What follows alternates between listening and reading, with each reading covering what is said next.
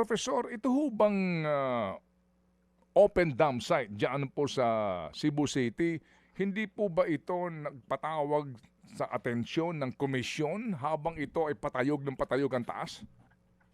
Actually, Sir Ted, ang babanggitin ko po yung position ng Eco Waste. Ano po, sa Eco Waste Coalition bilang member ng NSWMC, yung mga members po namin sa Eco Waste Coalition since 2021, na-raise na po namin yung concern na yan with the local government.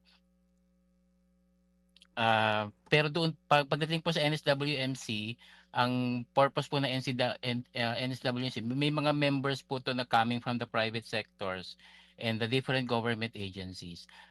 Gumagawa po ng policies ang NSWMC tsaka yung Solid Waste Management Plan po nila. Ang implementing agency po nito ay mga government offices po.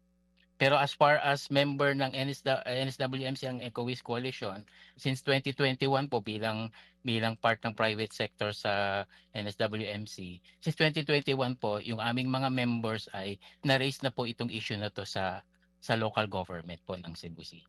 Opo, sige. Mamaya po kasi babanggitin ko yung powers and functions of Opo. the commission. Ano po? And Opo. ito lang po, kaya nga kami tumawag sa inyo kasi ang DENR po dito mailap. No? Ayaw ho nilang sumagot sa aming mga tawag. Considering po na ang pinakapinuno ng naturang komisyon ay ang sekretary po nitong DENR. Okay. Yes po. Ito ho muna.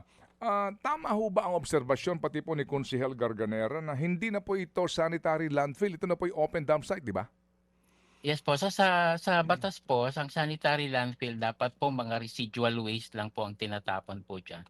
Pero nung ni-raise po namin yan noong 2021, mixed waste po siya. Ibig sabihin po noon, hindi po segregated yung mga tinatapon po siya diyan. Kaya naging parang open dump site.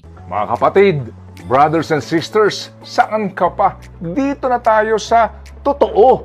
Dito na tayo sa True FM. Mga kapatid, mag-subscribe and follow po kayo sa social media accounts ng True Network PH. Yan po kami, hanapin nyo lang True Network PH, Facebook, Instagram, YouTube, TikTok, and podcast. Mapa Apple or Spotify man yan, mahahanap nyo kami. Lahat ng mga napapanood at napapakinggan nyo po sa programa, nasa social media accounts namin yan. So, paano mga kapatid? See you sa social media!